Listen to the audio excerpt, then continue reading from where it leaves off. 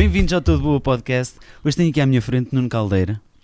Muito boa tarde. Muito boa tarde. Olha, muito obrigado por teres aceito o convite. Ora, foi com muito gosto que aceitei o desafio para estar aqui, para conversarmos um bocadinho, dialogarmos. Portanto, efetivamente com muito gosto que aqui me encontro. Sabes que eu conhecia-te já há algum tempo, mas nunca tivemos tempo assim para falar muito.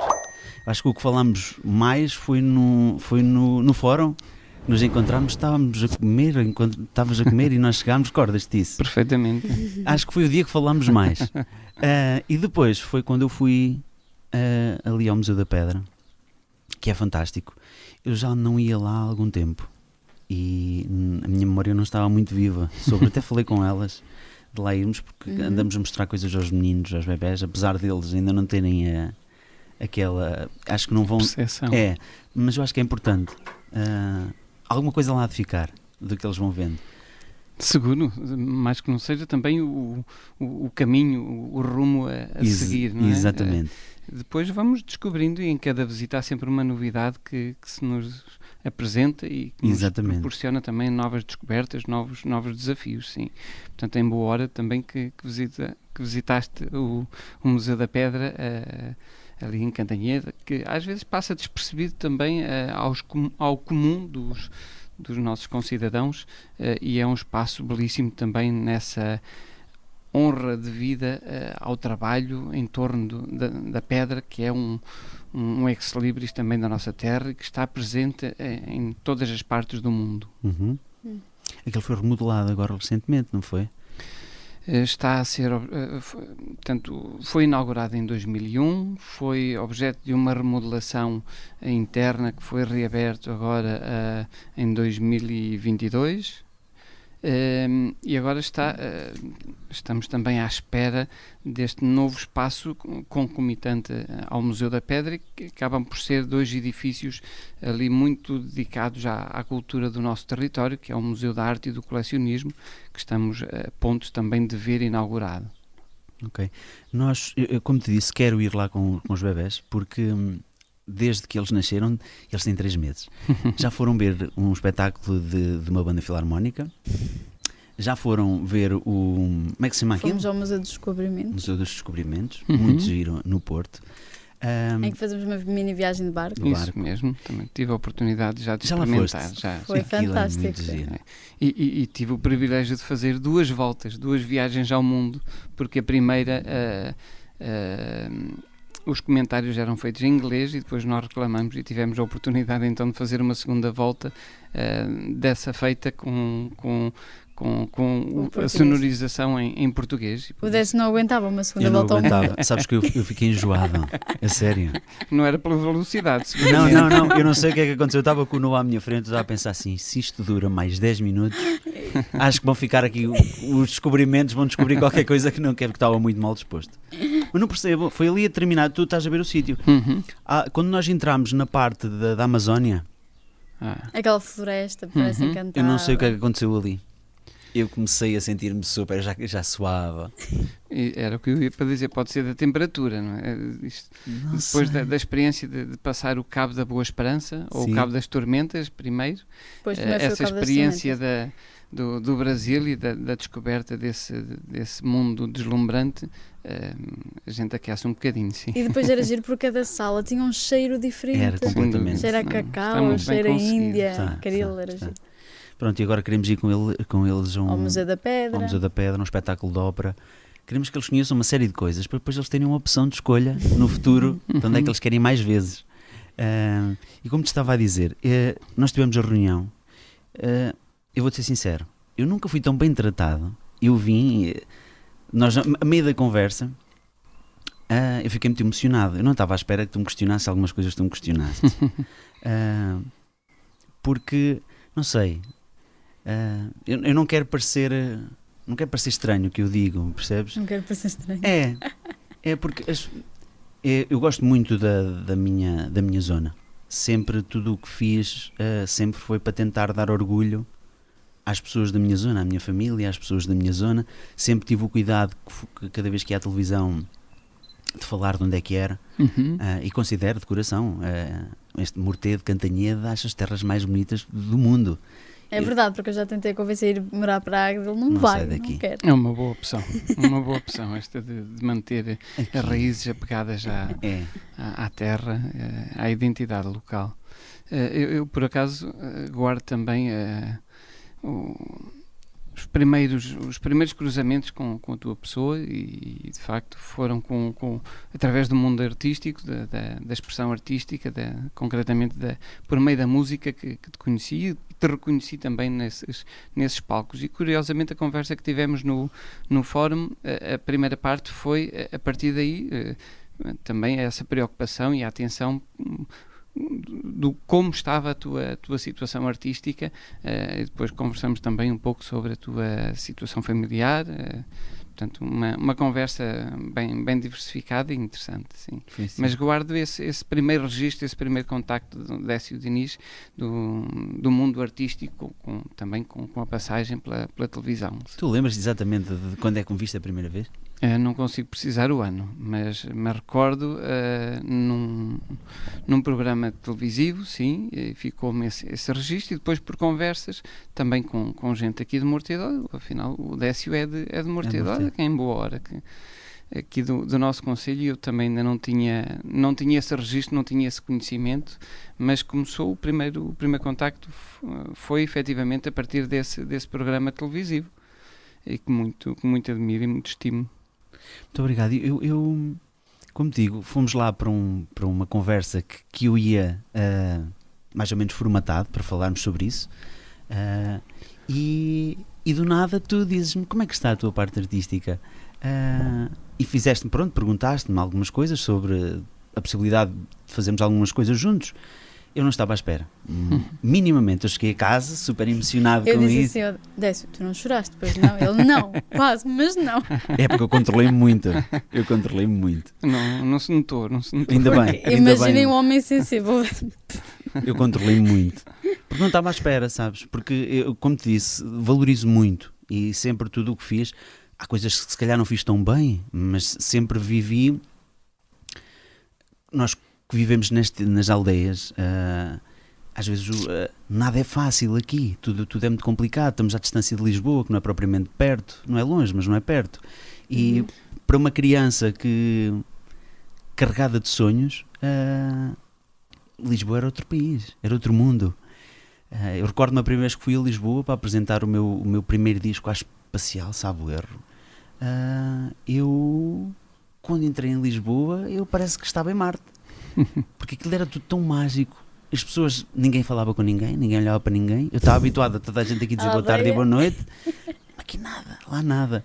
E pronto, e acho que sempre tentei, como te disse, o meu grande sonho era o palco com Deixa para o Facic, muito mais do que outra coisa qualquer. E pronto, tentámos muitas vezes, nunca tivemos a receptividade que eu esperava. Acho que um dia isso pode acontecer, mas nunca tivemos. E eu não estava minimamente à espera que tu me falasses o que falaste, percebes? Independentemente de algum dia se concretizar a nossa conversa, toda a nossa conversa, a minha gratidão perante ti vai ser eterna. Pela atenção e pelo carinho que tiveste. Não disse nada de mais, nem espero ter de certa forma alimentado também alguma esperança, porque claro o sonho que manda a vida, e acho que é dessas motivações que nos fazem prosseguir também no nosso dia-a-dia, o nosso caminho que vamos fazendo, e por isso, reconhecendo também as tuas qualidades artísticas e musicais, acho que era uma pena deixares de manifestar e de trabalhares também essa componente da tua pessoa. Ok. Obrigado. Ele fala-me bonito. Ele fala-me bonito. Eu ainda fico nervosa. Acho que fiquei tão nervosa no podcast. Olha, eu é que fico sem jeito. Tivemos aqui uma convidada que tu conheces, a Cristina. Aliás, eu falei de lá que ela iria estar nesse mesmo dia, salvo erro. Eu fui ter contigo numa terça-feira. Sim, não foi? Foi. Pronto. E ela deixou-te uma pergunta sem saber para quem seria. Portanto, a pergunta é esta. Espera aí que tenho de pôr volume.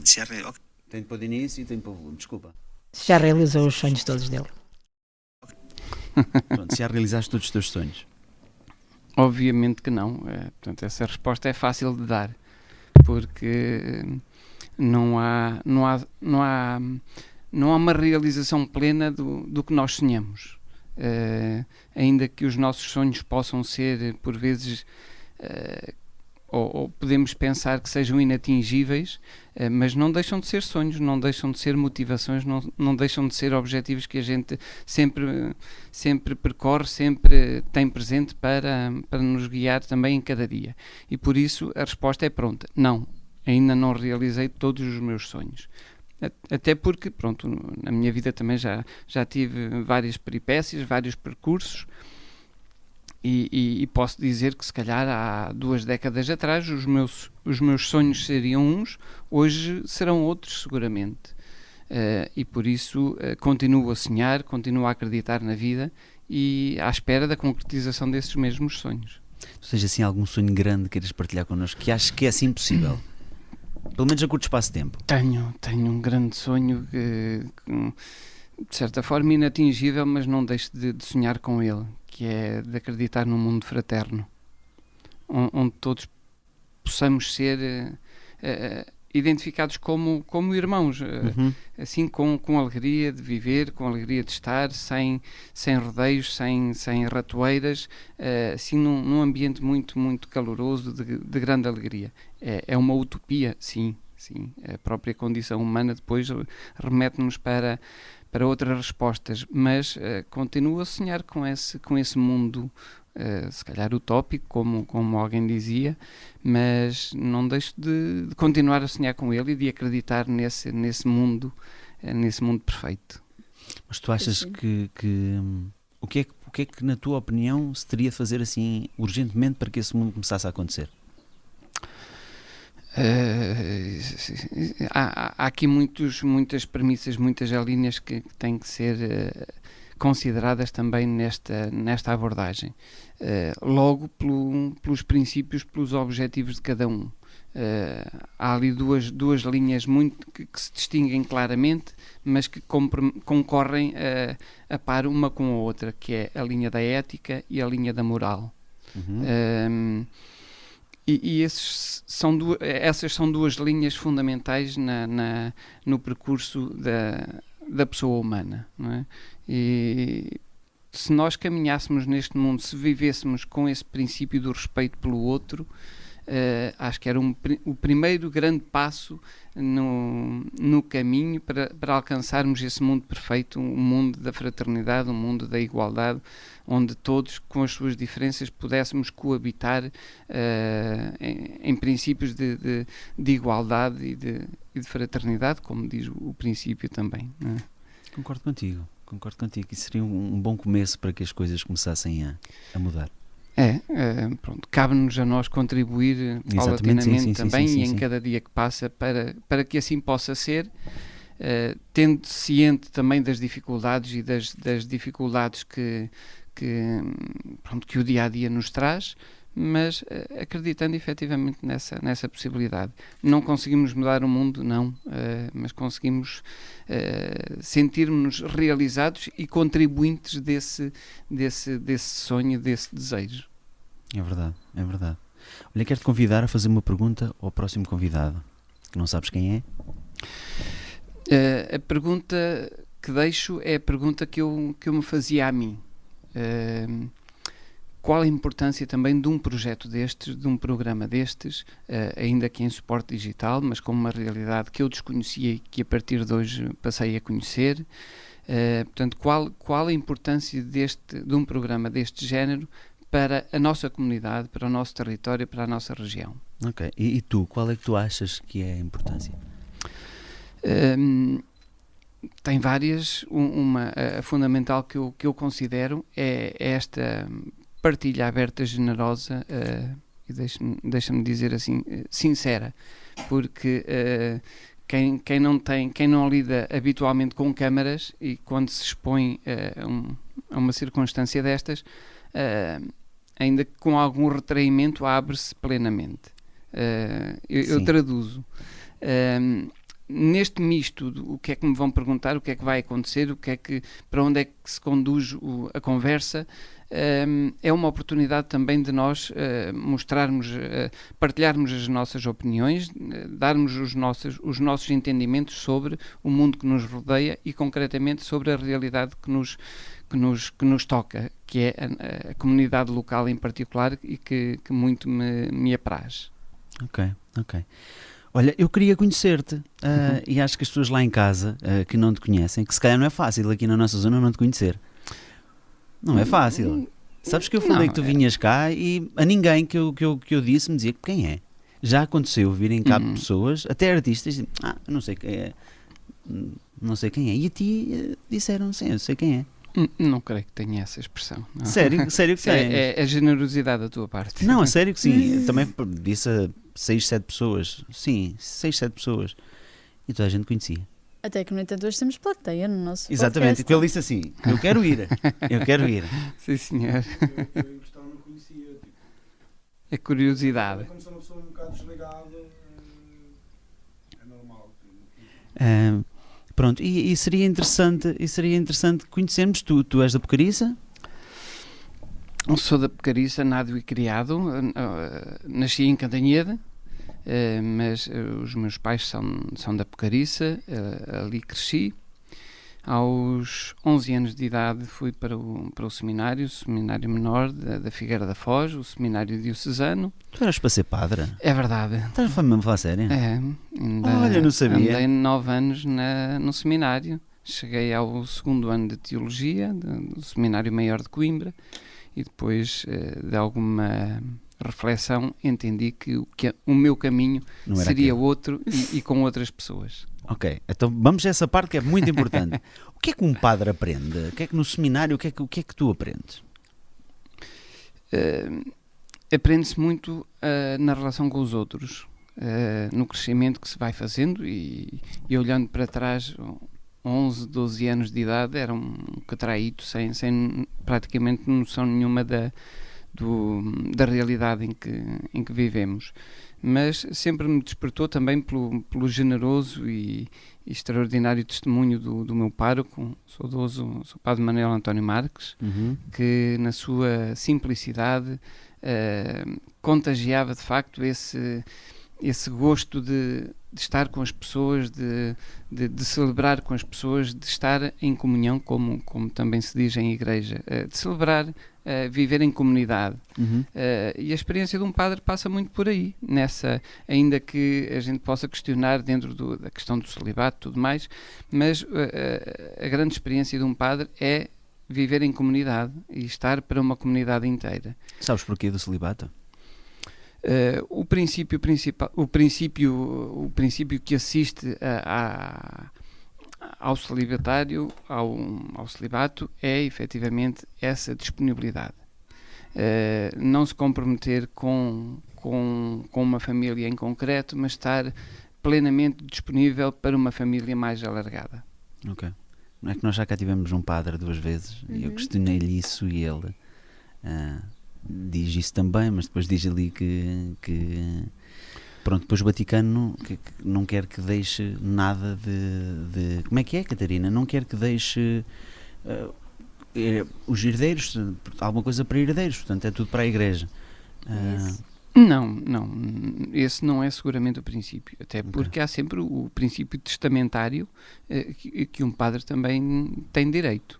Portanto, esse não é de facto a razão principal do celibato. Ok. Tu desististe de ser padre porquê? É verdade. É que eu olho para ti e agora até penso, ele até tinha jeito.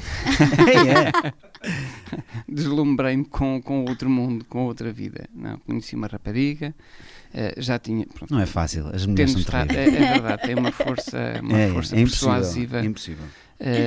Mas claro, mesmo estando no seminário, também tinha os meus flirts, também tinha as minhas relações de proximidade com as raparigas, e a páginas tantas, portanto, tomei a opção ir ao encontro de onde mais me realizava, que era, no caso, de constituir família e portanto, ser de maneira diferente também, em detrimento da vida sacerdotal.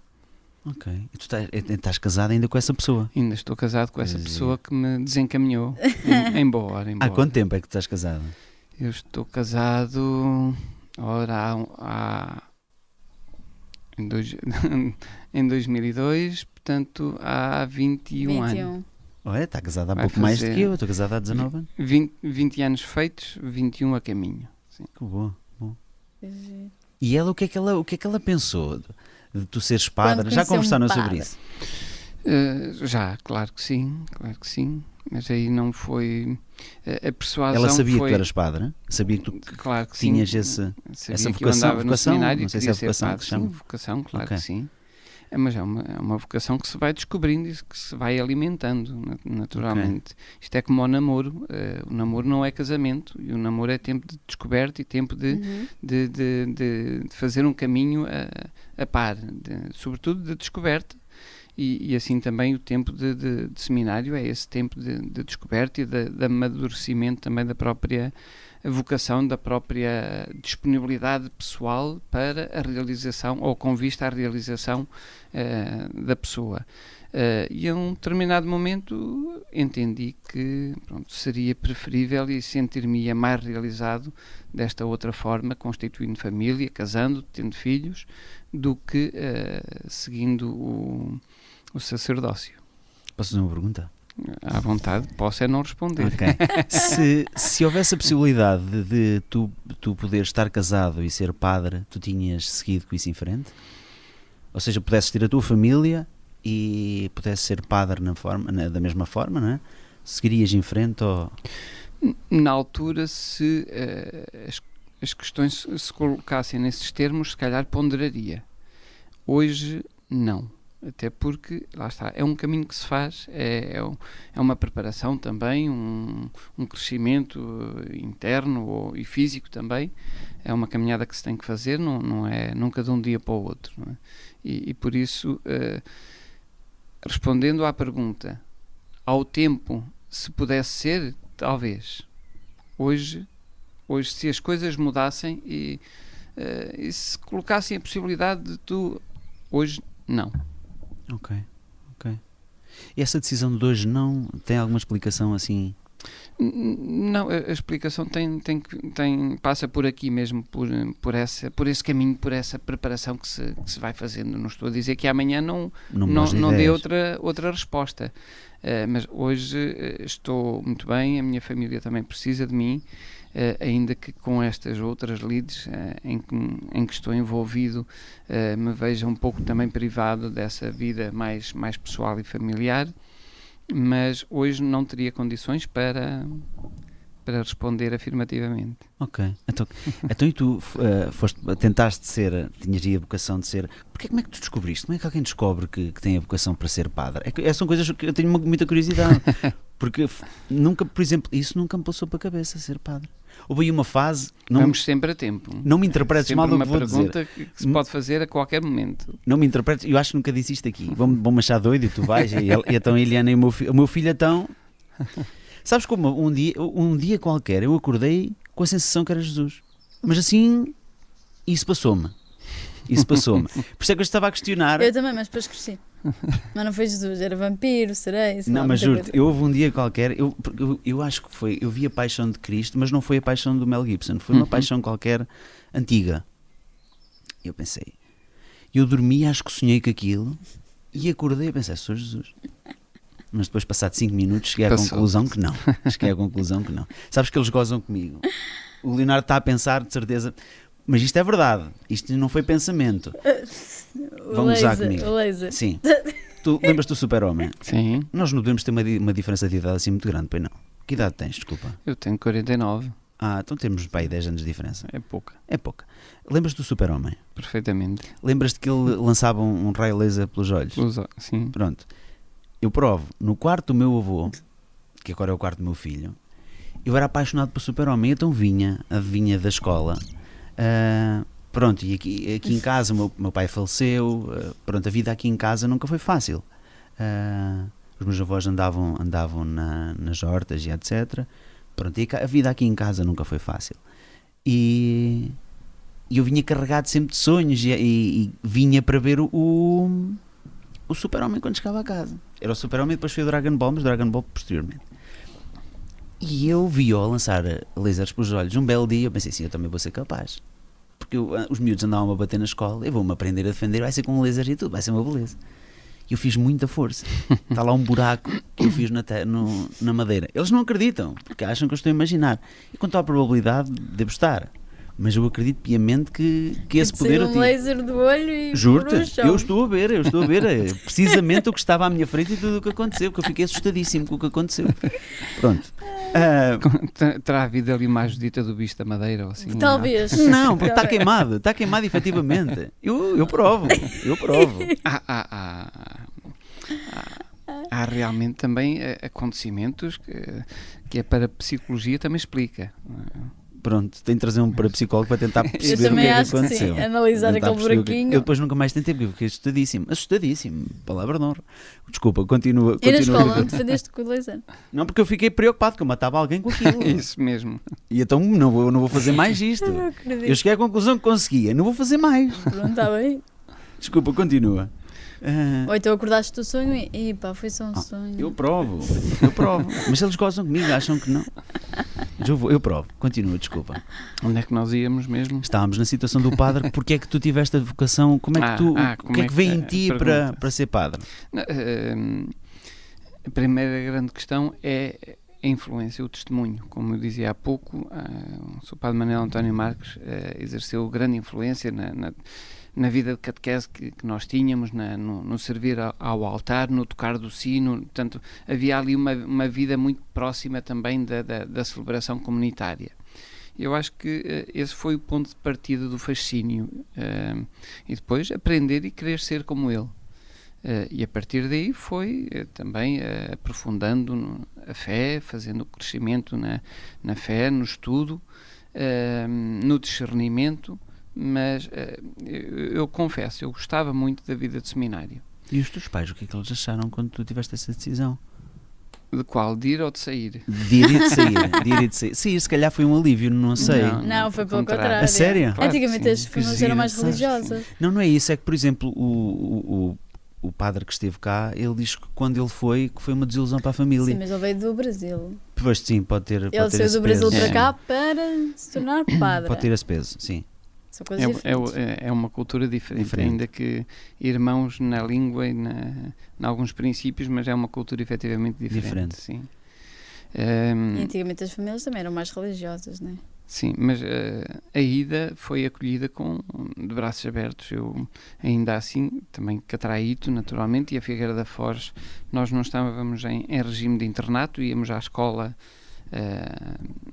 pública, mas portanto, toda a vida para além do tempo letivo era vivida, era realizada no próprio seminário. Portanto, só ao fim de semana, ou fim de semana sim, fim de semana não, é que tínhamos a visita dos pais, e mês a mês é que vinhamos a casa à terra. Portanto, isto para partilhar também convosco a experiência de que era o encontro e sobretudo a despedida desses encontros de domingo à tarde. Portanto, muito chorosos, naturalmente. A minha mãe perguntava... És filho único? Não. Okay. Tinha um irmão mais velho. A minha mãe perguntava, mas tu queres vir connosco? Não, eu ficava a chorar, mas ficava. Portanto, isto para dizer que também essa experiência foi marcante, não só para mim, mas também para os meus pais.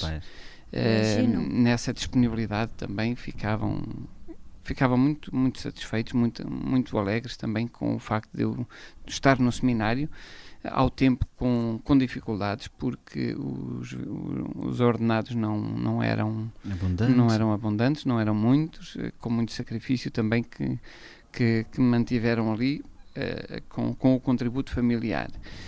Mas para além dessas dificuldades era efetivamente esse apego que tinha a família, mas sempre consegui também fazer essa caminhada.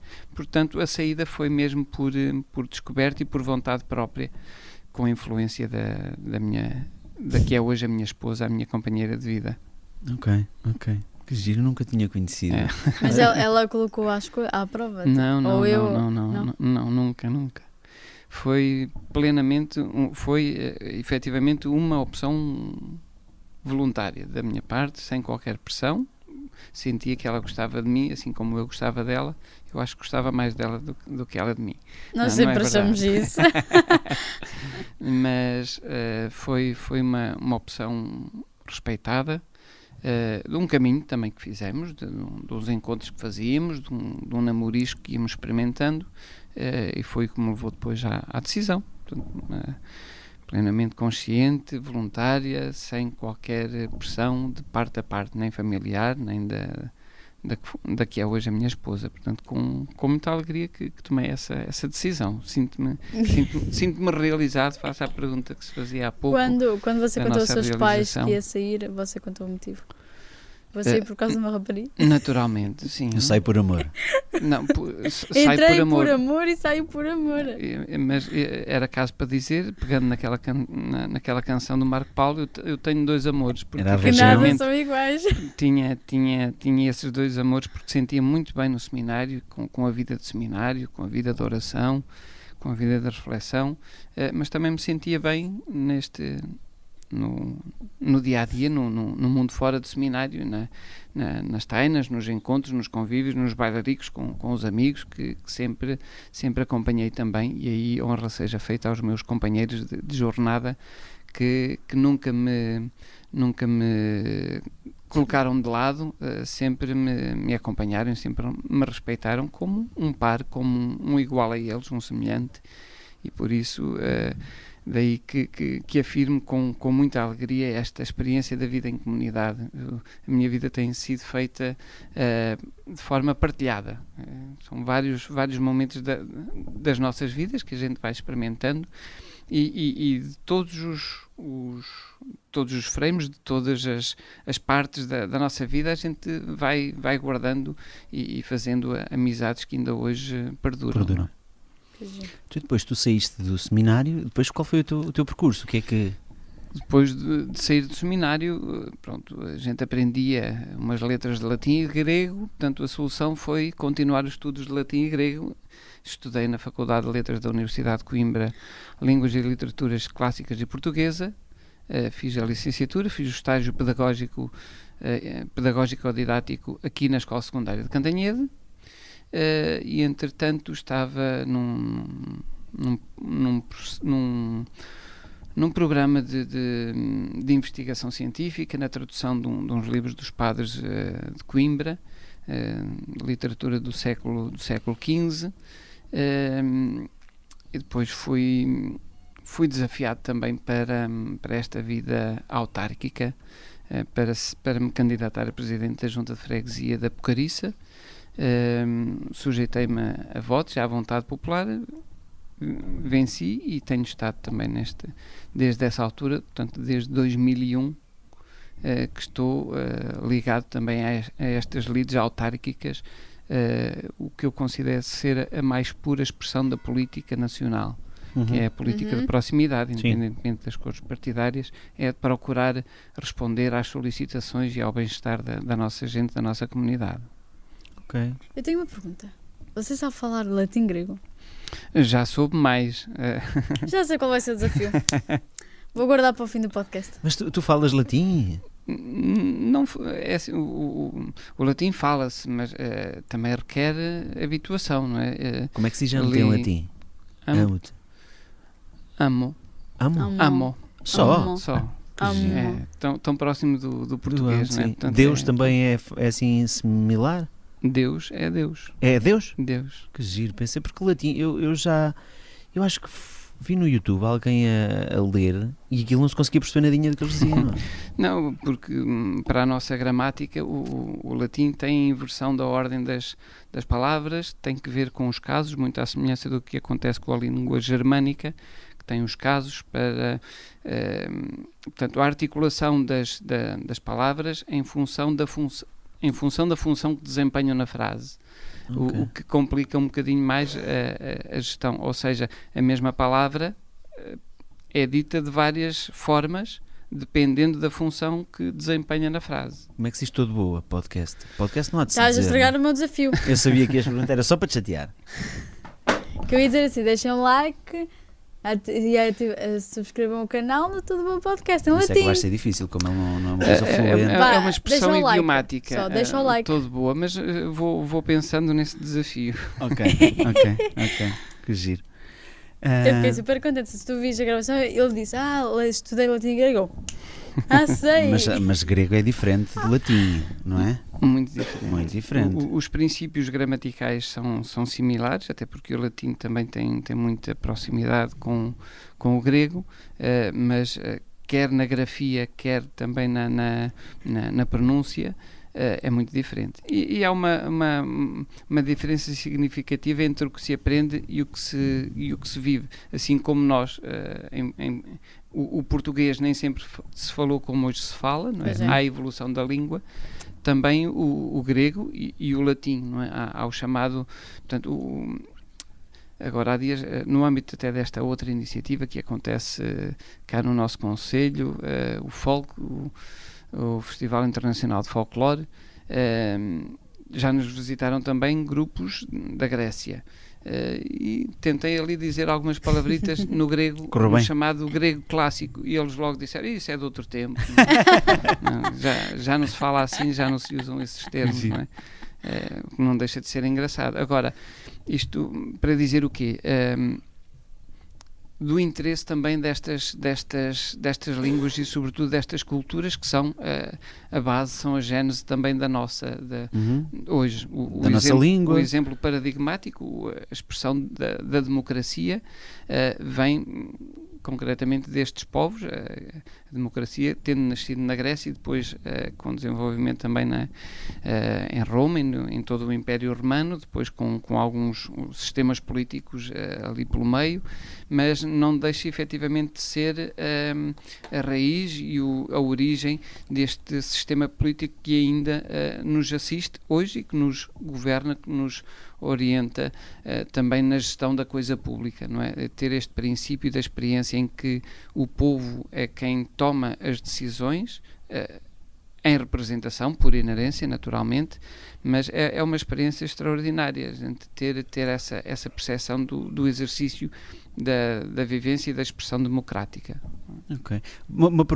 Duas perguntas que são, se calhar, um pouco ignorantes. A nossa língua tem uma base... Toda. Latim. E grega. E grega. Ainda existe algum povo que fale latim? Povo, efetivamente. Fala esse povo universal, que ainda assim a Igreja Católica tem na sua língua oficial o latim. Portanto, todos os documentos da Igreja Católica Romana são produzidos em latim. Ok, mas não existe nenhum sítio onde as pessoas... O Vaticano não fala, o Vaticano fala italiano. Falam. Não, em certos encontros da Igreja fala-se ainda o latim. Ok. Que giro. Claro que depois impõem-se também as outras línguas modernas, não é? Okay. Mas o latim é uma língua comum, universal, transcendente. Também no próprio estudo, ainda hoje, as universidades do Vaticano são lecionadas em latim. Sim. Quer na oralidade, quer na escrita. Ok. Portanto, não é uma língua morta como muitos dizem. Não? Ok.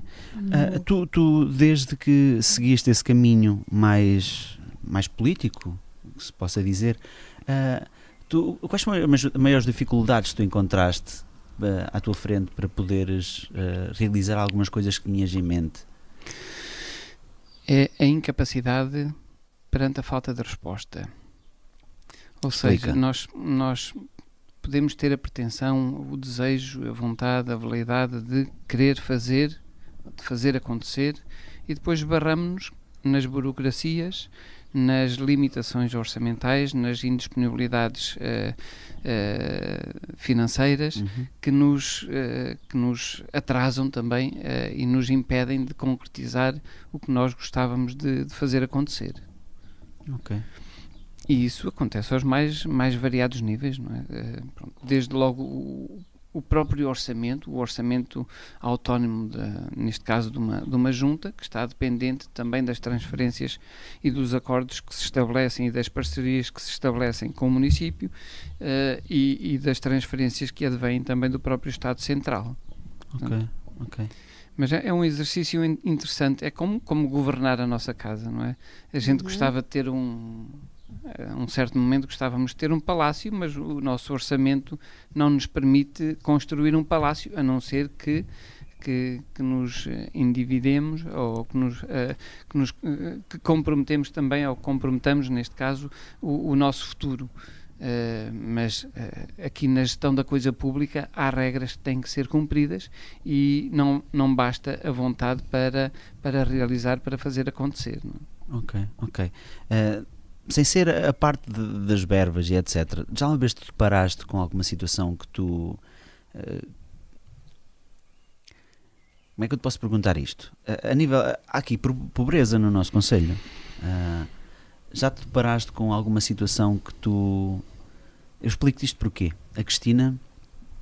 E eu trabalhei, não sei se sabes, eu trabalhei algum tempo a fazer assistência técnica por conta da Samsung e etc. E eu deparava-me algumas vezes em aldeias de entrar em casa de pessoas que não tinham condições para viver. Já te deparaste com alguma coisa dessas e não pudeste fazer nada, ou o que pudeste fazer não foi o suficiente, que não te sentiste realizado com o que fizeste? Percebeste a minha pergunta? Sim. É uma boa pergunta de resposta difícil, porque passa sempre também por essa questão do ideal e do que nós gostávamos que fosse e do que conseguimos fazer.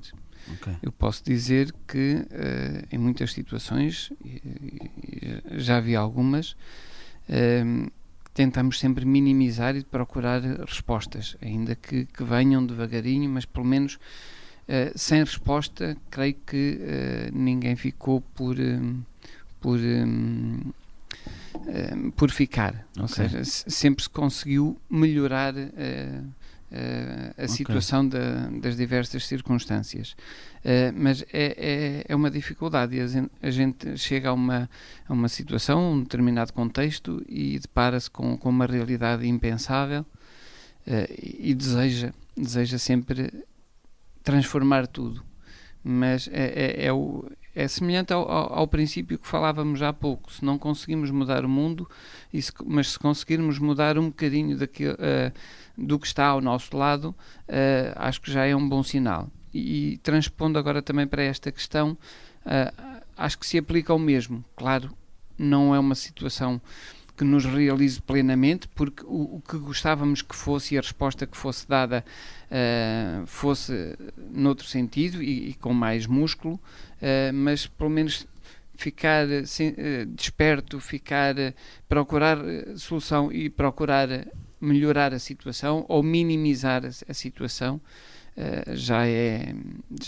já nos reconforta minimamente. Okay. Não resolve, não.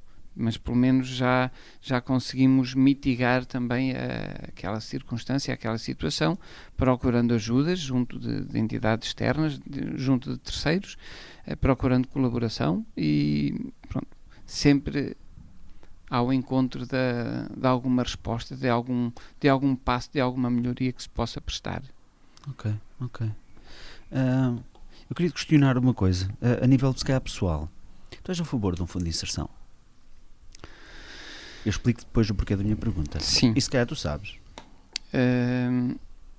A ação social, seja de que cariz seja do Estado, seja estatal, seja da Igreja, seja de outro movimento que seja, é sempre difícil. A ação social é de facto um campo de ação muito instável, muito complicado. O Fundo Social, eu concordo com ele, até porque é uma possibilidade e uma oportunidade de resposta, não se calhar na totalidade para resolver plenamente ou definitivamente esta ou aquela situação, mas é uma resposta para minimizar o estado degradante, eu falo assim porque não estamos a falar em nenhum caso em concreto, sim, claro, mas para minimizar o estado degradante e de subcondições da existência humana, e por isso a prestação e o fundo social acho que é necessário e é bem utilizado. Agora, a outra pergunta que se pode fazer é se, como está a ser praticado atualmente, se é o melhor caminho. Já podemos ter outras respostas. Isto para dizer o quê? Acho que no princípio do dar e receber, acho que quem recebe tem sempre também algo para dar.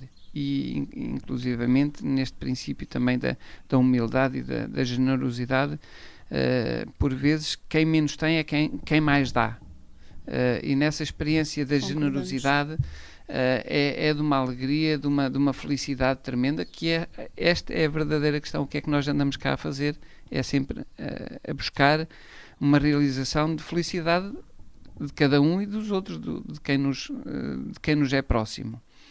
E por isso esta experiência de quem pouco tem, até o pouco que tem é capaz de partilhar e de dar, é de uma dimensão que às vezes nos custa a compreender, mas também ao mesmo tempo é de uma realização de felicidade, de alegria tremenda, não é? E a gente também tem um pouco essa experiência com os nossos filhos, não é? Na sua fragilidade, na sua condição, muitas das vezes sem pedirem nada, a nossa preocupação é dar o mais possível, sim. E sobretudo dar o que não tivemos. Ai, com Não é? certeza. E isso é o que nos faz felizes. É. Concordo contigo. Sabes o que é que a Catarina fez, a loucura Ai, da não Catarina? Só pelo que estás a dizer. Como sabes, os bebés têm 3 meses. Gastou 700 euros, 600 Não euros. foi 500 euros. 500 euros. Num insuflável. Estás a ver aqueles insufláveis que se alugam? Gigantes. Ela comprou um para os bebés. Que era a prenda de um ano, mas é porque eles vão ser muito felizes lá. Bem antecipada. E ela também vai ser Porque muito feliz lá. quando eu era criança, eu queria ter-me insuflável em casa. Então foi buscar. Sabes que eu não conhecia. É giro este tipo de programas. Porquê? Porque conhece. Eu jamais diria em tempo algum que serias, que tinhas tido esse apontamento de querer ser. Nós aqui conhecemos padre. Histórias, não é? É giro. E é muito giro. Diz? Podemos fazer perguntas? Que se quiseres, podes. Sem ofensa, não quero magoar ninguém.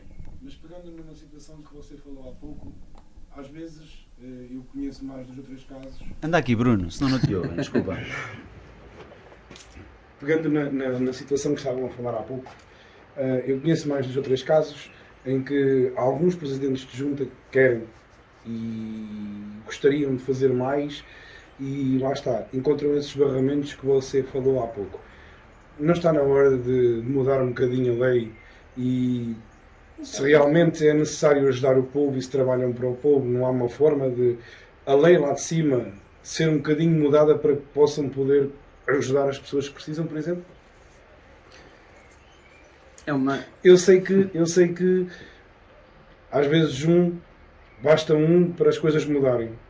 Na questão da política a gente sabe que não é assim. Precisa-se de um pequeno grupo para as coisas poderem mudar. Porque você pode ter muita força de vontade, mas lá está, encontra aqueles barramentos que o impede de avançar para a frente. Mas a pergunta é boa, mas há aqui também vários níveis de resposta. Um primeiro, há várias respostas que se podem dar. Uma primeira questão, não podemos esquecer que o nosso território, Portugal, não sendo muito grande, tem grandes disparidades. É um território muito diferente. Logo, entre a realidade rural, mais rural, mais apegada ao campo, da realidade urbana ou citadina, nós temos experiências muito dispares e realidades muito dispares. Mas, por outro lado, dentro dessa diversidade, dessa disparidade, a lei é igual para todos.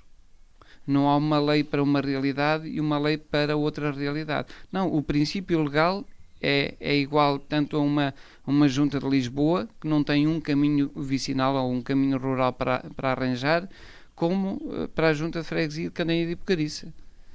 que tem uma enormidade de caminhos para arranjar. Agora, indo à vertente social. Mas lá tem uma diferença. Lá o valor que é atribuído é por número de pessoas. Portanto, o presidente de Câmara lá ganha uma fortuna. O princípio... Uma fortuna, desculpa, mas ganha é completamente diferente. Essa é a segunda resposta, porque os níveis de participação ou de comparticipação são diferentes. Há pericuações para chegarmos a rácios, a valores, a condicionantes ou premissas que definem os montantes que são atribuídos ou que cabem a cada freguesia ou a cada município. Portanto, e aí, dentro do rácio de cada realidade, também as comparticipações são diferentes. Somos iguais, mas depois somos diferentes em função também da densidade populacional, da área de cada território. Mas ainda agora voltando sobretudo à parte social, nós temos também vários níveis de resposta. Temos a responsabilidade social ou estatal, temos a realidade local e temos os próprios movimentos cívicos. E por isso, quando eu dizia há pouco que gostava muito de viver em comunidade, em sociedade, viver para a comunidade local, e partilhando esse outro pensamento utópico, acreditando que amanhã o mundo possa ser mais fraterno, mais irmão, não nos retira também a responsabilidade individual de procurar mitigar, de minimizar e contribuir para que o meu vizinho, o meu semelhante, quem está ao meu lado, passe menos mal. Não é? Portanto, há aqui vários níveis de resposta e também de compromisso e de participação também face às necessidades da nossa comunidade, de quem está ao nosso lado. Agora, respondendo em concreto à pergunta, claro, a Junta, por esse princípio da política de proximidade, a Junta devia ter mais capacidade para responder às necessidades locais. Sim. Okay. Mas depois esbarra com muitos procedimentos legais que tem que responder. Já não és presidente de Junta agora, pois não? Agora sou outra vez. É? Sou presidente da União das Freguesias de Candanhede e Pocarice. Boa. Pois, então era daí que dos cartazes da altura da política. Eu estava a pensar, eu também o vi. Pois, é daí. Diz? Desculpa a pergunta em si, mas... Porque lá está, é o que eu estava a falar há pouco. Às vezes, basta. Mas neste caso de política, não basta só querer fazer as coisas. Porque se não tiver o apoio, digamos assim, de quem manda lá de cima ou de quem cria as leis, não chega. E eu quero parabenizá-lo do trabalho que faz. Pronto. Mas lá está, às vezes chega para chegar lá. Sabes que eu tenho uma opinião própria sobre esta situação dos apoios e de tudo mais. Logo disseste que a pergunta não era inocente, não é? Sim, porque eu acho que a educação tinha de mudar ali uma série de coisas. A forma como a educação é dada nas escolas tinha de se mudar. Há uma coisa muito importante que não é dada e deveria ser desde o primeiro ano. A parte de lidar com dinheiro, a parte da economia. Percebes o que quero dizer? Gerir dinheiro, gerir uma casa, gerir a vida. Isso não é dado. Eu acho que muito do problema do fundo de inserção, mais de metade das pessoas que estão no fundo de inserção, se esse ensinamento fosse bem dado, isso não existiria. Percebes o que quero dizer? Sim. Porque eu acho que, desculpa só continuar com o meu raciocínio, eu acho que muito do... Queres o lápis? Muito do... Olha, está à vontade. Muito dos problemas que temos e das pessoas é falta de gerirem dinheiro, percebes? Saberem gerir os bens que têm, porque eu costumo ver, vou dar um exemplo, houve uma polémica por causa do nosso ex-presidente da República, o Cavaco Silva, certo? Ter dito que 10 mil euros não dava para gerir a casa dele. não foi isso que ele disse, porque se verem o contexto da conversa toda não tem nada a ver com o que foi picado e foi passado para fora. Mas no fundo também é isso. Se tu não sabes gerir 10 mil euros acaba de um dia para o outro. Percebes o que quero dizer? E as pessoas não tiram partido. Tu podes viver com salário mínimo, se souberes gerir esse salário mínimo. E eu acho que o que falta é muito isso, saberem gerir. E isso esse ensinamento não é dado nas escolas. Dois comentários. Sim. Um primeiro, uma referência a essa literacia económica. Hoje já se começa também a proporcionar e a fomentar e a disponibilizar esse ensinamento, essa literacia económica, de gerir uma casa, uma família, a partir dos recursos que se consegue, que se obtém e que estão disponíveis, seja pelo próprio fundo de inserção, que é um apoio, é um incentivo, é um fundo, é um efetivo, como nós dizemos. E é com esse efetivo que nós temos que gerir uma vida, uma casa, uma família. E hoje, felizmente, já vai acontecendo, já vai havendo essa literacia económica do ensinar a gerir a partir dos recursos que nós temos. Por outro lado, não posso também deixar de referir, e tem sido uma tónica dominante na nossa conversa, que é o que cada um de nós almeja e cada um de nós busca em cada dia, que é a razão da nossa existência, que é a felicidade. Não é? Acho que todos procuramos ser felizes e realizarmos-nos de acordo com esses índices de felicidade. Ora, nós também, felizmente, já tivemos noutro tempo, e hoje também já se vê em muitas correntes que desprendidas dessa dimensão económica, financeira, e que conseguem sentir-se e viverem realizados nesse princípio da busca da felicidade, cuja realização não passa efetivamente por ter altos rendimentos. Agora, o que tu me dizias já... Disseste altos rendimentos ou autorrendimentos? Altos. Ok.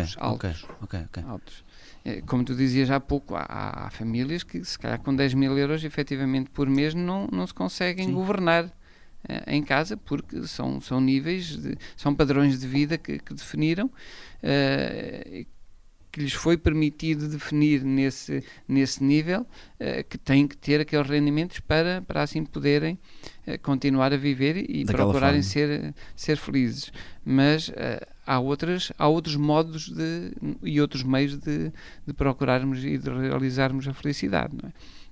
Acho que aqui a questão fulcral ou fundamental é efetivamente descobrirmos. Na partilha há pouco que eu fazia também do discernimento vocacional e da opção que a gente tem que fazer constantemente em cada dia que passa, são sempre vários os caminhos que se nos colocam à frente, e a gente vai ter que fazer opções sempre a cada dia que passa, e também neste contexto da busca da felicidade, é também um conjunto de opções que a gente vai fazendo na vida, não é? O muito traz muito, o pouco traz pouco, mas creio que o fundamental é encontrarmos este equilíbrio e o que nos realiza pessoalmente e comunitariamente, seja no seio familiar, seja numa comunidade ou numa família mais alargada.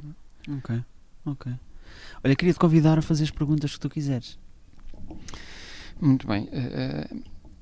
A primeira pergunta que faço, que não podia deixar de a fazer, até porque foi por aí que começamos a nossa conversa, em que ponto estamos em relação ao Décio Diniz, artista? Em que ponto estamos? Um criador, um criativo, um músico, um artista com sensibilidade. Que trabalhos é que tem feito, o que é que se espera, onde é que o podemos encontrar em breve, ou de que forma? Se calhar o caminho da felicidade também pode já não ser tanto por essa expressão artística ou musical, não é? Sabes que vou-te responder à primeira, porque te perguntaste-me uma pergunta com uma série de perguntas. Certo. Neste momento, o que estou a fazer? Olha, eu estou a produzir com na minha opinião, um dos maiores produtores que nós temos, o Nuno Junqueira, que esteve no podcast agora recentemente, que era um sonho poder ser produzido por ele, até porque eu nunca fui produzido por ninguém, sabes? Eu sempre fui meu autoprodutor, era o que estava a falar no início. Muitas das vezes nós fazemos coisas com menos qualidade, ou que a qualidade na altura achamos que é a qualidade certa, porque tentamos fazer tudo sozinhos, como te disse. Quando se vive aqui numa aldeia, as coisas são mais difíceis. O acesso a pessoas que nos possam dizer, olha, o caminho é este, está certo, está errado. Acho que não é, pelo menos eu nunca tive esse feedback, porque eu sou muito a favor, não sei se vais perceber o que quero dizer, mas alguém que fazer uma crítica que nunca construiu nada, as pessoas dizem... É uma crítica construtiva. De alguém que não construiu nada, temos de dar o devido peso, se sim ou se não. Se essa crítica tem alguma validade, se é destrutiva, se não é. E é importante encontrarmos pessoas que já construíram coisas e que essas coisas são coisas com valor, porque o valor também é muito relativo. Tu podes achar valor a uma coisa e eu achar valor a outra. Mas que têm provas dadas no mundo e no mercado. E eu deparo-me com uma série de discos que fiz aqui sozinho, que sempre tiveram os limites da minha criatividade, porque eu era que tocava os instrumentos praticamente todos. A Eliana compunha mais eu, o Leozinho agora felizmente tem um filho que toca guitarra e que volta e meia lá vai safar-me a gravar algumas guitarras e tudo mais, pronto, e tenho agora um filtro muito maior, que me veio ajudar bastante, que foi a Catarina, a Eliana, o Léo, os meus amigos a quem mostro os meus trabalhos, mas sobretudo eles, o núcleo familiar rígido, ou seja, a parte da minha estrutura, é importante, eles é que me dizem, epá, olha, isto é giro, isto não é giro. E então o Léo é especialista nisso. Sabes que o Léo tem 18 anos neste momento, mas desde muito criança o Léo me dava ensinamentos que nunca ninguém me deu. Nós íamos fazer coisas e ele dizia, pai, fizeste asneira, isto não era para aquela pessoa que tu fizeste, era para ti. E eu não percebia, depois com o tempo fui percebendo. E fui fazendo uma série de discos que poderiam estar melhores, que eu no futuro quero ver se os refaço para ter prazer a ouvi-los, porque algumas coisas já não tenho assim tanto prazer, porque acho que não estive tão bem. Nós temos aqui uma situação que me foram corrigindo, que inicialmente quem me começou a corrigir foi o Berito, sabes quem é o Berito? Uhum. Que nós temos um excelente baterista, uma excelente pessoa. Nós temos aqui, nós falamos nós falamos as horas, e é as horas. E eu nunca me apercebi disso, percebes? Nunca. A Eliana tinha-me tentado dizer quando eu gravava a voz, só que era a Eliana, não é? E eu pensava, ela se calhar, ela também tem a maneira de falar dela e às vezes eu não percebo o que ela diz, vou manter isto. Mas depois ele disse, não é isso, é as horas. E depois eu cheguei ao Nuno e o Nuno corrigiu logo uma série de coisas do nosso sotaque aqui da nossa zona, que eu acho encantador, mas que não sei de porquê em Portugal não resulta a nível televisivo e na música. Por exemplo, vais para o Brasil e lá os sotaques funcionam bem musicalmente, aqui não lhe dão assim esse impacto e esse peso. E eu agora estou realizado, estou a gravar com ele, sinto-me maravilhosamente, porque os estúdios para mim eram quase um pesadelo. Lá não são. Eu vou para gravar, vou uma tarde inteira, eu gravo meia hora, o resto estou a conversar, quando devia ser para gravar a tarde inteira. E é muito interessante a forma como ele lida comigo, como eu lido com ele. Os pensamentos são muito similares. E eu fui fazendo uma série de coisas. Olha, na pandemia, não sei se tu, se calhar não ouviste nada, mas eu vou mandar para tu ouvires. Eu gravei um disco chamado Décio Lado B, que as pessoas disseram que a pandemia lhe trouxeram coisas negativas. A mim não me trouxeram assim coisas negativas. A parte negativa da coisa foi não poder estar com a minha família, poder sair de casa, a parte de estarmos presos. Isso foi a parte mais negativa, ver o sofrimento das pessoas inerente à doença e tudo mais, foi a parte negativa. Mas a minha parte criadora, porque eu tinha ideia de fazer um disco instrumental, gravar, sei lá, 10 temas ou qualquer coisa, mas para a minha reforma, quando tivesse para aí 80 anos, qualquer coisa assim, deixasse tocar e só fizesse aquilo pelo prazer próprio. Na pandemia deparei-me com ter de estar fechado em casa, comprei um teclado, comprei um interface, tinha lá uma guitarra e comecei a gravar. Numa semana. Porque nós nem conseguimos vir para o estúdio. Não, era nada, não deixavam sair. Sim. Estávamos em casa. E nós, eu numa semana gravei o disco inteiro. Obviamente, hoje ouço aquilo e penso assim... eu e a Helena fazemos o bolo de repente lá no escritório. Porque eu gravava vozes, porque aquilo como não tem voz, lembras-te, é do teu tempo, Scooter, lembras-te? Caga-te. Era um grupo, de música de discoteca, que era o Scooter. E eu achei, tem que fazer uma coisa dentro deste género, naquela altura. Mas para mim é eu às vezes ouço aquilo no carro, eles não percebem. Porque eu achei que não tinha tantas capacidades. Não, mas eu gosto daquela música que é o Caga-te, eu gosto. Sim, eu achei que não teria tantas capacidades para fazer aquilo. E eu ouço aquilo, é uma realização pessoal, percebes o que eu quero dizer? Silêncio, eu gosto dessa. Para mim aquilo é uma realização pessoal, muito mais do que outra coisa qualquer esse disco. É poder ouvir aquilo e pensar assim, eu gravei isto tudo num momento tão complicado da vida de todos nós. Até uma música indiana ele gravou. Pois foi, eu abordei uma série de ambientes nesse disco. Depois houve a situação que acho que te contei quando estivemos a falar naquela terça-feira. Eu sempre fiz música, mas havia músicas que eu fazia que metia na gaveta, ou que nem metia na gaveta, que metia diretamente no lixo. Porquê? Porque não eram coisas tão comerciais e eu sempre tive talvez a parte formatada da minha cabeça de coisas para vender, não sei, a parte comercial sempre foi muito forte em mim, de tentar que as coisas acontecessem, por esse sonho de tentar dar orgulho às pessoas da minha zona, da minha aldeia, da minha cidade ou à minha família. E eu deparo-me, saio da Samsung sem inspiração, sem vontade de fazer nada, e uma conversa que tive, que te contei, da pessoa me dizer que cuidado, que a vida é só uma, e a pessoa ter perdido a vida passado um dia ou dois. Eu saio da empresa e faço outro disco, assim muito rapidamente, que não tem nome, que não sei se algum dia vai ser editado. Eu mandei-te a Lágrima, não sei se ouviste a terceira música que mandei. Um disco que tem, se calhar, o disco que mais tem de mim ali dentro, porque também gravo os instrumentos todos, faço as letras todas, faço as melodias e começo a gravar e a sentir, isto é uma coisa diferente de tudo o que eu fiz até hoje. Mas ele perde-se, ele quando entra naquela semana, normalmente uma semana que ele demora, aquela semana criativa, nós andávamos numa fase que íamos a caminhadas todas as noites, ele metia fones e lá estávamos nós, sai do meio da estrada, estamos a dar uma caminhada agora, o processo de criação tem muito de solidão, não é? Solidão, individualidade, a pessoa encontra-se consigo própria, essa experiência do ele ia connosco, mas não estava lá, ele estava, agora aqui tenho que fazer isto quando chegar a casa. É praticamente um exorcismo, sabes? Porque eu pinto e etc. Agora já não pinto, porque a minha mãe disse que porque as pessoas quiseram começar a comprar e não consigo vender as obras. Ele começou a fazer tatuagens, deixou-me uma meio porque quiseram começar a pagar-lhe para ele fazer tatuagens. É um problema para a minha vida. Agora nunca mais faço tatuagens. É um problema para a minha vida. E então eu fico estranho. Há alguma coisa em mim, há um clique. Eu quando estou a pintar, por exemplo, eu fechava-me na oficina, mas fechava-me mesmo. O mundo acabava. E saía com a obra. E a música é a mesma coisa, eu fecho-me no estúdio e depois eu tenho de ter cuidado, eu policio muito em relação a isso, porque se eu entro nessa onda, eu andava a escrever um livro, por exemplo, ela pode dizer, eu acordava durante a noite, e isso virou um inferno na minha vida.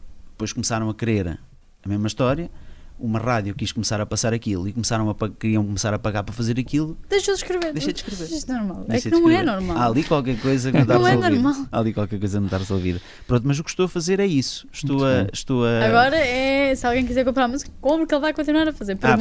Música sim, é comercial. Eu faço, obviamente, porque eu acho que é a minha profissão, não é? Isso mesmo. Eu estava a ouvir com atenção também esta partilha e revejo-me claramente também nessa experiência do que é a criação artística, seja pela literatura, seja pela pintura, seja pela música, pelo teatro.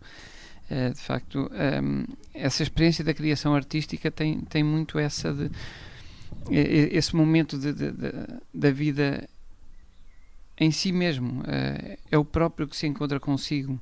Depois já há duas expressões. É o próprio que se encontra consigo. É o próprio que se encontra consigo. E depois há duas expressões. Ou procuramos fazer aquilo que os outros gostam, ou transcrevemos ou materializamos, é mesmo assim, materializamos aquilo que nós estamos a sentir. E eu gosto muito de música, também comecei as minhas notas na Filarmónica da Pocariça, na Associação Musical da Pocariça. Eu tocar não toco, dou uns arranhões. Comecei por tocar Fliscorn na Filarmónica, que é da família dos trompetes. Ok. Um som mais abafado. Dou uns acordezitos no piano, mas é só mesmo acordes, assim como umas sarrafadas na viola. Okay. Portanto, eu não toco nada, mas gosto do som e gosto desses momentos também. Tenho algumas experiências também na música de grupo. Gosto muito de cantar, faço parte do grupo coral da Pocariça. É um grupo fantástico. E por isso a música também me diz muito. Estava aqui a ouvir e a tomar aqui também algumas notas, a olhar também para mim um pouco o que é esse, não da minha parte, eu não sou criativo, sou copiador, mas traduzo também, e houve ali um período da minha vida que eu dizia, a música traduz efetivamente todos, ou exprime todos os nossos sentimentos. Se estamos mais alegres, materializa-se ou exterioriza-se numa determinada forma. Se estamos mais tristes, mais introspectivos, o registro musical é completamente diferente. E por isso é que eu dizia uma coisa também em termos de criação, que eu não sou criador, não sou artista, mas uma coisa é tentarmos produzir algo para vender, para comercializar, nesse princípio também da subsistência. Sim.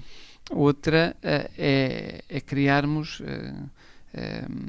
pela expressão pura do que é a criação, não é? Sem pressões, sem indicações, sem procurar agradar a outros que não só a nós mesmos. É verdade. Mas essa linha é muito curta, às vezes é muito ténue. Eu sei, mas isso tem que ver depois também com os níveis, com os objetivos que nós definimos para nós mesmos e até onde é que queremos ir e onde é que podemos chegar, não é? Claro que eu por acaso, quando saí do seminário, naquela questão ou da opção de ir para clássicas ou ir para a música, que eu gostava muito e tinha boas notas também em música, acabei por ir pelo mais fácil, porque já estava e o acesso se calhar até era mais fácil indo para clássicas, mas cursar ou fazer uma formação superior em música também me daria muito gozo e realizar-me-ia bastante. Não foi essa a opção até agora, portanto até ao fim da vida, não quer dizer que não chegue lá. Mas para dizer ao cabo e ao resto que a música também me incomoda porque faz sair da minha zona, realiza-me, portanto sinto-me muito realizado por meio da música, mas não toco nada, não sou criador, sou um melómano só, sou um melómano. Agora e dentro deste campo da realização, que é por aqui que a nossa conversa também tem caminhado muito ao longo deste tempo, às vezes dou por mim a olhar para o lado e vejo académicos de saber imenso, uma sumidade deste e daquele assunto, e falam fluentemente, com toda a vontade. Olho para outros endinheirados, nunca lhes via as contas bancárias, mas pelo que aparentam, assim, de uma sumptuosidade, de uma extravagância, pessoas com o seu status quo invejável naquela posição, isto para dizer que procuro sempre sentir-me realizado e muito feliz, com as minhas limitações, com as minhas capacidades, mas procurando sempre esse ponto de realização pessoal. Por isso é que perguntava e desafiava também aqui o Décio neste momento a olhar também para a tua expressão, para a tua veia artística de criador musical, de compositor, deixando aqui também um desafio, um apelo para que não deixe de lado essa dimensão da criação musical. Obrigado. Não, eu penso em não deixar. Já houve fases em que eu pensei muito. Sabes que não é fácil. Nada fácil. Viver da música. Se calhar da música que eu escolhi viver. Porque assim, seria fácil se eu optasse pela música brejeira. Porque temos a aceitação nas televisões, as pessoas, até o próprio público, tem alguma preferência pela música mais brejeira. Só que esse caminho acho que não é a minha essência, não é uma coisa que eu goste de escutar, que se o fizesse iria fazê-lo muito erradamente. Muito erradamente, não iria ser com paixão. E eu gosto muito das coisas que faço e não nego nada do que fiz até hoje. Faria diferente hoje e espero daqui a 10 anos dizer que faria diferente hoje, porque acho que estamos a aprender todos os dias. Mas é difícil. Houve uma ou duas fases da minha vida que eu pensei em nunca mais a música, né? porque me fazia, o tempo que a música me dava prazer, dava muito sofrimento. E eu espero não voltar a sentir isso. Muito bem, claro. E tu foste importante. Quando eu fui ter contigo, eu não estava, pensar em desistir não estava. Mas havia ali qualquer coisa que estava mais triste. Encaminhar noutro sentido. E quando tu me deste aquela luz, mesmo que se realize, foi o que te disse, porque teria imenso gosto em ir cantar onde tu falaste. Há sempre essa situação de eu, por ter feito algumas asneiras, queria não voltar a fazê-las, entendes? E para não fazer algumas asneiras tem custos, infelizmente. Para tu comprares, tu podes comprar um relógio nos chineses, ele dá horas, mas podes comprar um Rolex. O Rolex vai-te dar horas para o resto da tua vida. Para os teus netos e bisnetos e tataranetos, eles vão ficar ricos com aquele Rolex, porque aquele Rolex vai valer dinheiro. Nos chineses aquilo acaba. E os músicos, eu cheguei à conclusão que é a mesma coisa. Tu podes ter um músico que toca e faz a coisa acontecer, mas podes ter um músico que toca muito bem e faz a coisa acontecer muito bem, e tu chegas ao fim do espetáculo e dizes assim: tudo correu bem.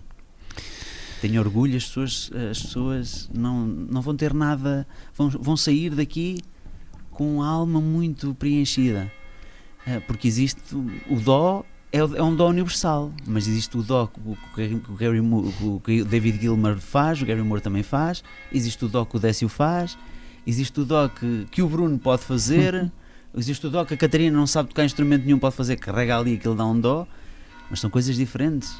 Percebes o que eu quero dizer? Sem dúvida. E isso infelizmente tem custos.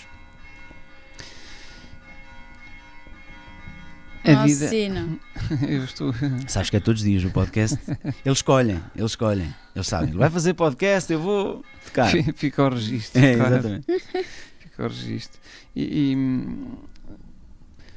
a circunstância da vida, ou melhor, a vida desenvolve-se em determinados contextos e em determinadas circunstâncias. O velho princípio filosófico daqueles filósofos espanhol, eu sou eu e a minha circunstância. E eu cada vez estou mais ciente também desse princípio, desse aforismo, que é: eu sou muito dependente do meu contexto, da minha circunstância, não é? E o que eu sou devo também à minha circunstância, porque quem me rodeia é fundamental para o resultado daquilo que eu sou e do que quero ser, assim também como das oportunidades e das possibilidades que a vida me oferecem. Portanto, a circunstância da nossa vida é fundamental para para a sua concretização. Sim. De quem nos rodeia, das influências, das orientações. Há pouco perguntavas, eu não tive ninguém na minha vida que me dissesse, olha, estás a fazer isto, mas o caminho é este. E eu perguntava, então, mas já encontraste o caminho? Sabes que eu acho que sim, mais ou menos. Talvez daqui a um tempo diga que não é? Mas sim, mais ou menos. Porque eu acho que é muito importante tu teres alguém que te dê uma direção. Porque tu pensares sozinho, o estúdio tem um problema muito grave, que é, tu chegas ao ponto de ouvir e já fizeste aquilo tanto, ouviste aquilo tanto, tu há de fazer esse exercício, ouves alguém a cantar desafinado, ao fim de uma hora aquilo já não está tão desafinado. Percebes o que quero dizer? E o estúdio é mesmo isso. Se trabalhas sozinho, não tens essa direção, a tua direção és tu. Chegas a um ponto, começa a ficar escuro, durante o dia está tudo bem, à noite começa a ficar escuro e tu perdes-te. A música é isso. Fazes a música sozinho, depois ouves, está tudo bem, no outro dia já não está tão bem, tentas melhorar, e é um processo que nunca mais acaba e que nunca vai ficar tão perfeito como se for uma pessoa extra o teu trabalho, dizer assim, olha, aqui está mal, melhora aqui, vamos fazer diferente aqui, vamos tentar de outra forma aqui. Isso vai-te dar um caminho totalmente diferente. E eu adoro que as pessoas cheguem para mim e dizem, pá, não está bem isso, eu adoro melhorar. E ele faz isso bem feito, e mas acho que ajuda. Isso é a importância de quem está ao nosso lado. Eu recordo aqui um grande amigo meu que conheci também nestas lides da junta, Sr. Manuel Gomes, nos ofícios que escrevia para tratar deste assunto ou daquele. Ele, a páginas tantas, dava-lhe sempre a ler, e ele dizia-me, não, tu sabes fazer melhor.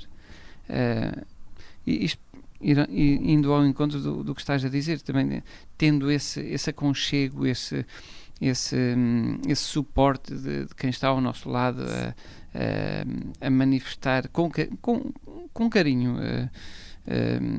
a apontar caminhos, a apontar sentidos, sim, sentimos-nos mais confiantes, mais fortalecidos, não é? Sim, sentes que não estás sozinho, é mesmo isso. E eu acho que estou no caminho certo, pelo menos estou a lutar pelo caminho que estou a guiar agora, e estou a tentar que as coisas voltem a acontecer, e vão acontecer, porque eu tenho muita esperança e sonho muito e quero muito que as coisas aconteçam. A vontade acho que é uma coisa muito importante em qualquer decisão que tu tens. A vontade é meio caminho andado para que a coisa possa se tornar realidade, não é? E eu tenho muita vontade. Tens mais alguma pergunta? Não. Partilhava aqui uma possibilidade do estou na boa, do estou na boa, todo boa, sim, sendo uma expressão idiomática, há sempre alguma dificuldade, que em latim podíamos dizer sum bonai ou sum bonai, sum bonai, sum bonai. Sou de boa. Ok. Estou de boa. Okay. Sum bonai. Estou de boa. Okay. Sum bonai. Sum bonai. Ou sumin bona. Ok. Sumin bona. As duas possibilidades. Estou na boa. Ok. Sumin bona. Ok. Que giro. Uma possibilidade. Que giro. Sabes que nós começámos o podcast porque, pelo que te disse, queríamos transmitir a história das pessoas, seja em que área for, seja com o conhecimento que for. Temos aqui pessoas muito simples, como temos pessoas com alguns status, e a conversa é sempre a mesma, porque o ser humano é sempre o mesmo, e eu acho isso muito interessante. A conversa é sempre a mesma, as pessoas não interpretem mal. Sim. Que quer dizer que as pessoas abrem-se, a abordagem é igual, sim. Diz. Nesse princípio há aqui o outro lado, não é? A exposição e o protagonismo aqui, e eu dispus-me a vir, e aceitando o convite que me formulaste, nesse princípio da partilha, de conversarmos e de nos sujeitarmos também a que outros, em boa hora, também nos assistam, que é para isso que estamos. Sim, claro. Mas a questão da exposição não é efetivamente esse o princípio desta participação.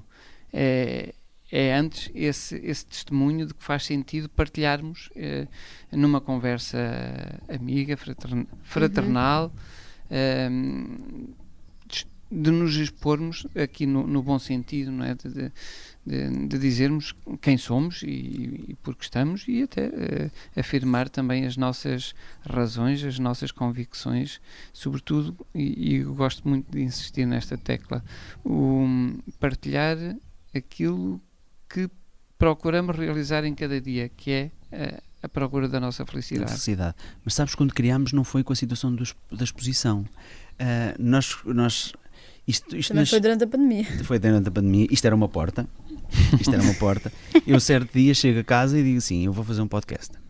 E a Eliana, sim, mas temos de pensar muito bem e não sei o quê. E eu, não, o podcast é para começar amanhã e eu vou fazer o convidado já. Agora não temos nome, não temos nada. Não tínhamos nada, não tínhamos cenário, não tínhamos nada. Falei, depois juntámos-nos todos e depois a Catarina disse, então temos de pensar no nome. E a Catarina, foi a Catarina que foi na cama, disse, olha, Todo Boa é giro. Não, porque a nossa ideia não era fazer entrevistas, era que se fosse tipo uma conversa de café, uma conversa de amigos, que nós sentássemos aqui, pudéssemos falar abertamente sobre tudo, e eu assim, então, mas é para as pessoas estarem de boa, tipo, Todo Boa, e disse, não. Só que depois a irmã dela ligou e ela perguntou, como é que tu estás? Ela, todo boa. E disse, então pronto, é isto. E foi com o intuito de registar momentos. Muito mais do que... Eu não estou muito preocupado, muito sinceramente, com o número de visualizações que os vídeos têm.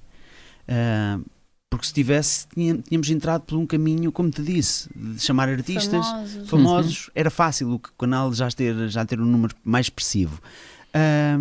Nós queríamos que daqui a 20 anos o teu filho, os teus netos pudessem saber quem tu eras naquela altura. Tu poderes olhar para trás, porque eu acho que há muita gente que não tem essa possibilidade de ter vídeo, percebes, de como é que era, da forma como pensava, da forma como estava. Isso mesmo. Em todos os momentos, porque nós no podcast eu noto diversos momentos. O primeiro momento é a parte da timidez, para as pessoas que não estão habituadas a câmaras. É não saberem muito bem como é que há de lidar, como é que há de estar, se há de olhar para a câmara, se há de olhar para mim, e depois há a parte de começarem a abrir. Da fluência, de começarmos a conversar, já deixar de ser uma entrevista, porque isto não é uma entrevista, é uma conversa. Isso mesmo. E eu acho que isso é que é muito interessante deste formato e do que nós fazemos aqui, é isso, é deixarmos o teu momento registado para o resto da tua vida, para os teus netos poderem ver, para os teus bisnetos poderem ver. O meu avô era assim. Eu acho isso muito giro. É a parte que mais me atrai, muito mais do que... Porque eu não acho que haja assim muita exposição. Porque não é fácil de fazer as coisas... Eu digo exposição porque a gente, pelo menos eu sinto mais confortável estando no meu cantinho, sossegado, no meu recato, como se costuma dizer, sem incomodar, sem procurar incomodar também. E por isso, participar nesta conversa, aceitei nesse princípio de ser uma conversa franca, aberta, livre, e por isso procurei responder também como sabia e como podia. Ok. Olha, vamos entrar aqui num momento que é atenção em 5 minutos. Esta é mais complicada.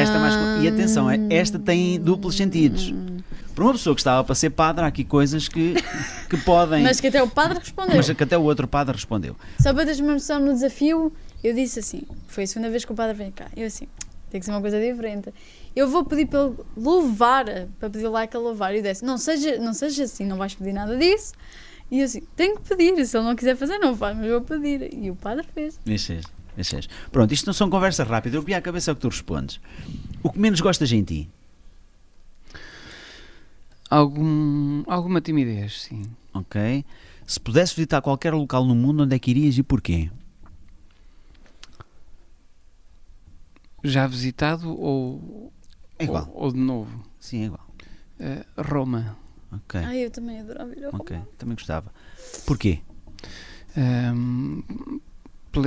Pela identidade, por me rever também naquele contexto.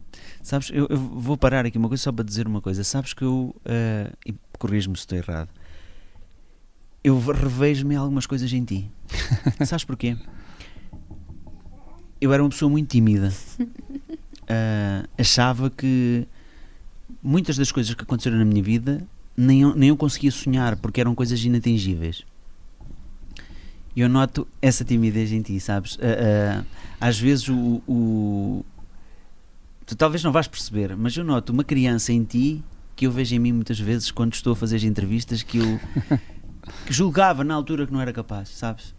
Não sei se percebes o que eu ia dizer. Sim, perfeitamente. E agora notei isso. Palavras, e agora notei isso. Voltando. Eu sabia que ia ser isso. Voltando. A última coisa que te fez chorar.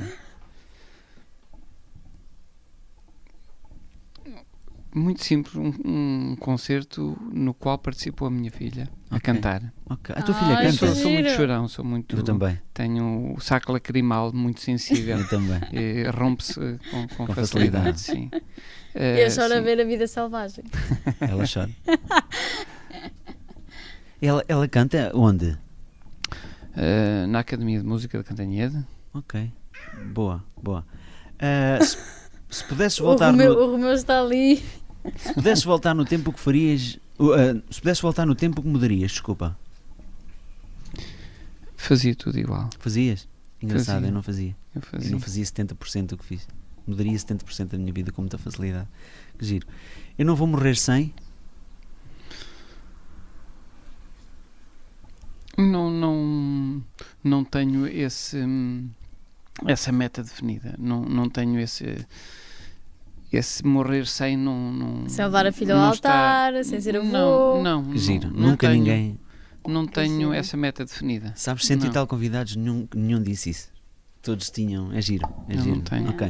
Ok. Gosto muito de viver o dia a dia. Ok. Quanto tempo demoras para ficar pronto para sair de casa? Depende do para quê. Se for para trabalhar, demora mais um bocadito. Okay. Se for para ir fazer... dou um exemplo, para ir para a missa, apronto-me rapidamente. Ok. O último lugar que tu visitaste? O último lugar que eu visitei... Amarante. Ok. Alguma coisa em especial? Não, o território. Ok. Não está aqui, mas por curiosidade, um local aqui que tu recomendarias para pessoas que veem o podcast que nada tem a ver com a nossa zona para poderem visitar? Não consigo dizer só uma. Então vai. Tenho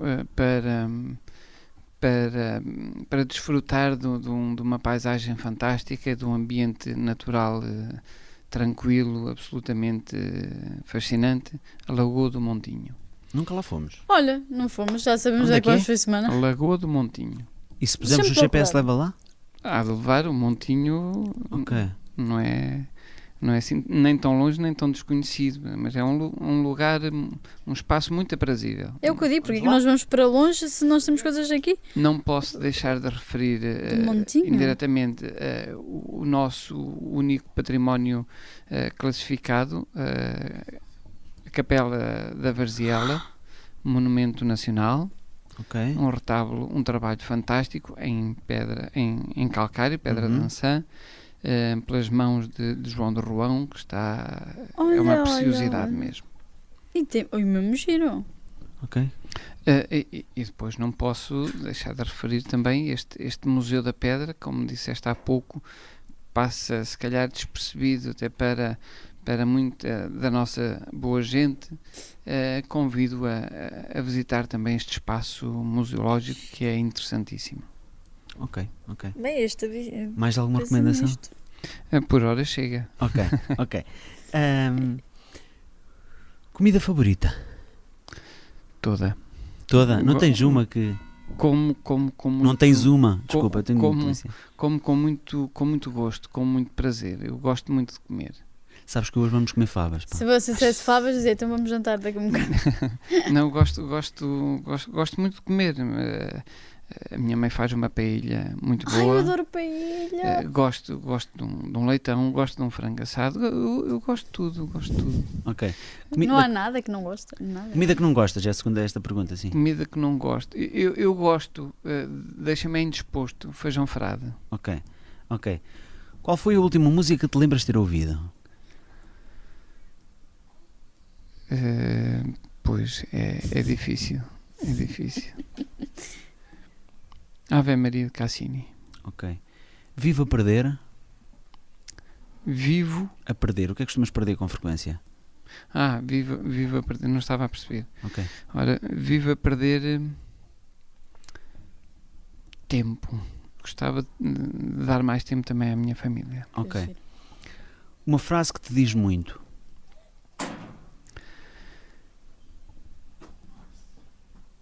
Amor.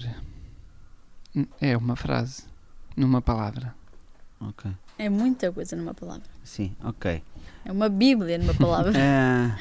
Última vez que ficaste estressado? Com trabalho. Ok. Uma música com a palavra amor que te vem à cabeça?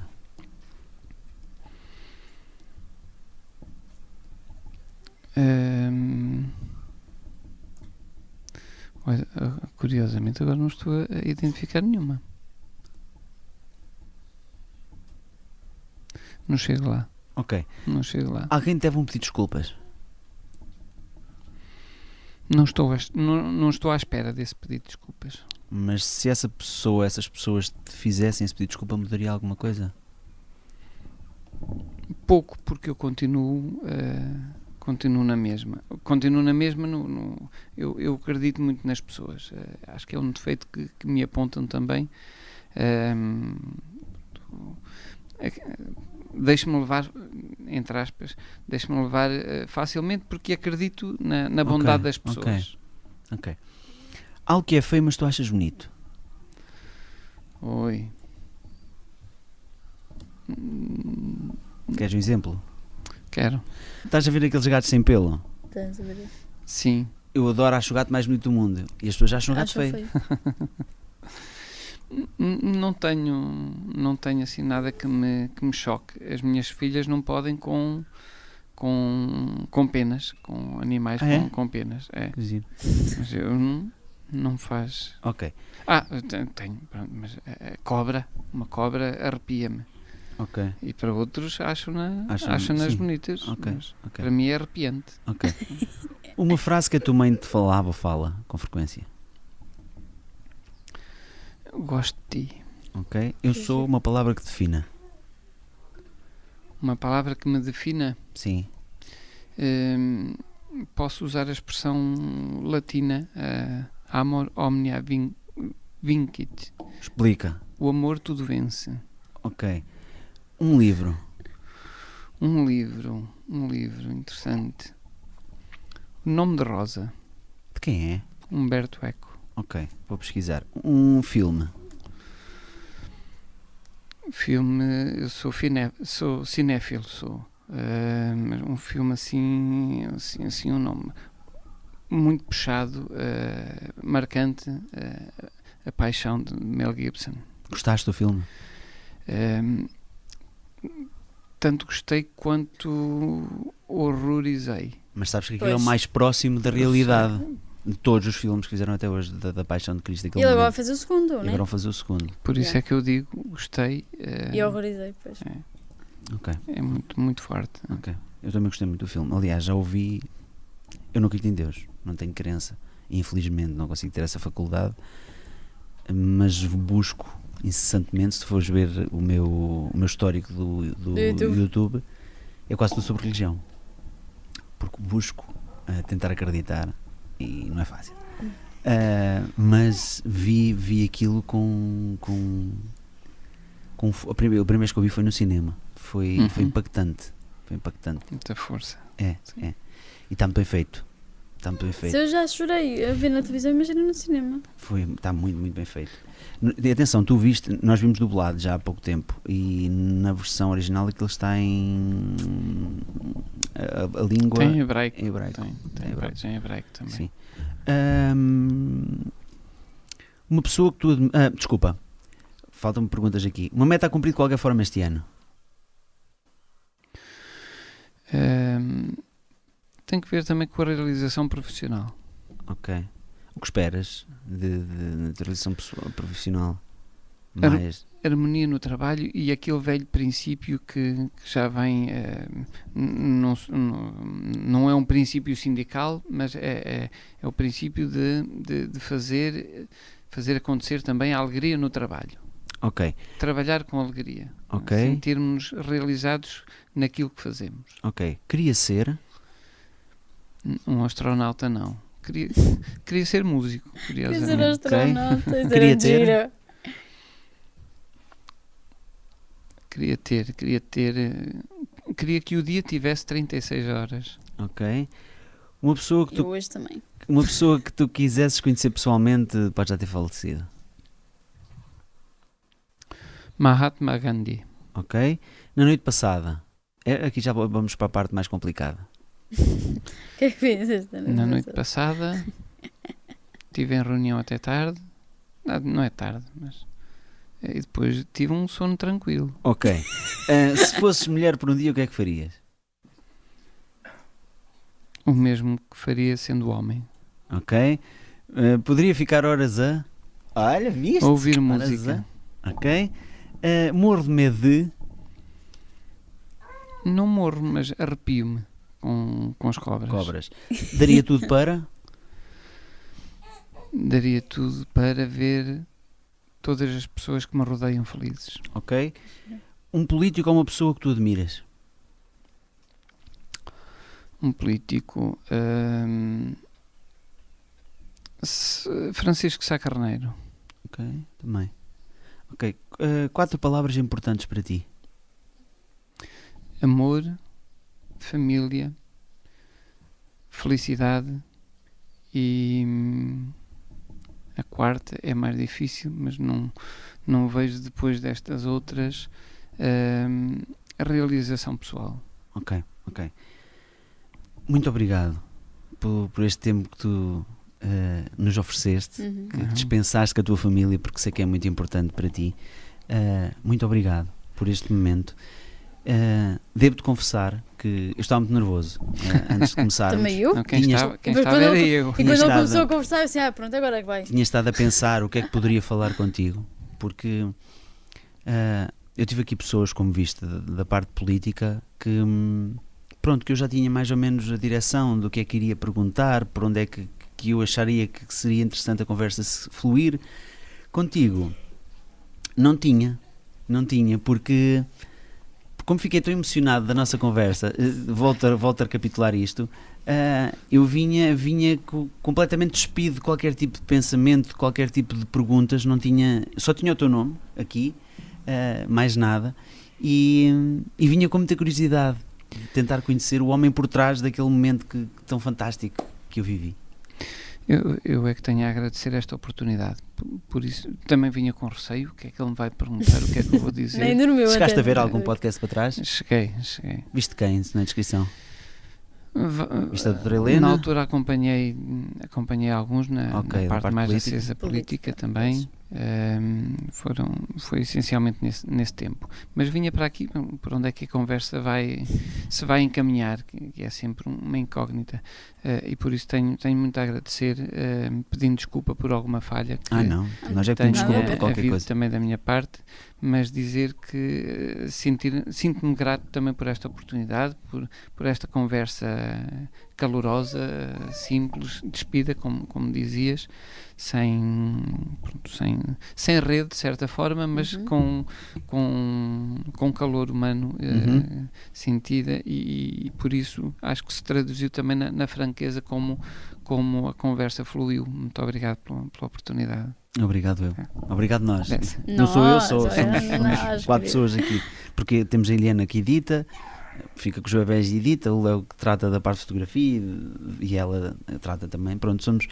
E muito obrigado em meu nome e em nome da equipa que está aqui por trás por teres vindo. Com muito gosto. E espero que seja a primeira vez de muitas. Sim, seja. Vamos conversando, mesmo atrás das câmaras ou dos holofotes. Exatamente. A gente se vá cruzando, que é muito bom sinal. Exatamente. Muito obrigado. Ora, obrigado eu.